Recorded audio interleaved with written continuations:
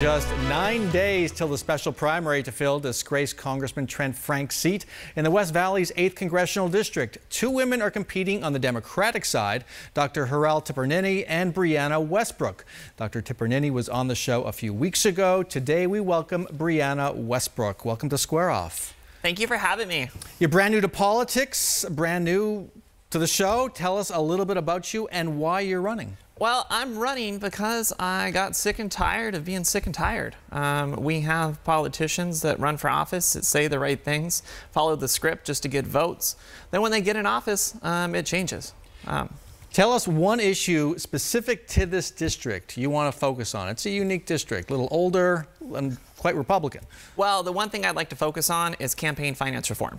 Because when we achieve campaign finance reform, it's going to make getting all the other policies through the House that much easier.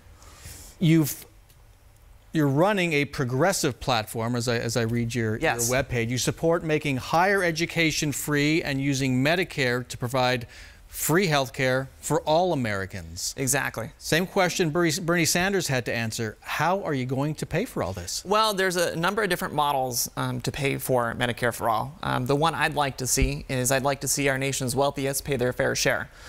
We could introduce a wealth tax on the top 160,000 households throughout this country. If you're making more than $21 million in net worth.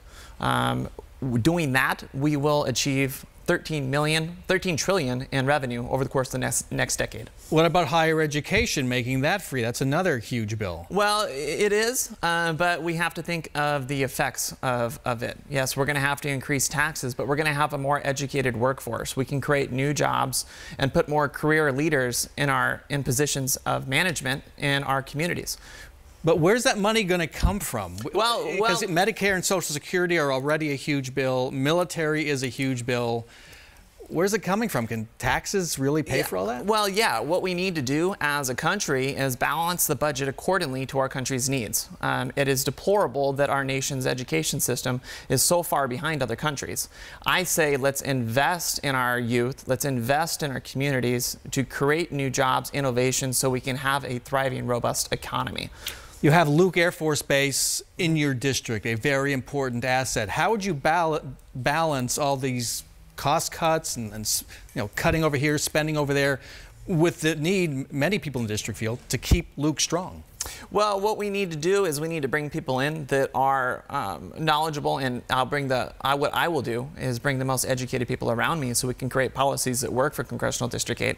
There's more than just Luke that is hurting here. One thing, for example, is people living below the poverty line has increased every single year in Congressional District 8. Those are things we should be talking about because we have over 40 million Americans living below the poverty line here in the United States. Real quick, you're the first transgender candidate for Congress. You've received a lot of support from around the country for Congress here in Arizona. What does this mean to you? Is there a message you're trying to send people with your candidacy? My candidacy is not so much about being trans. It's about being a working class candidate, being a representation of the people that feel like their voice does not count.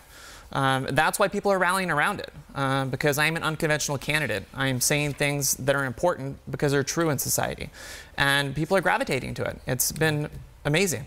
Got to end it there. Brianna Westbrook, thanks so much for joining us. Best of luck. The primary is February 27th. That is a week from Tuesday.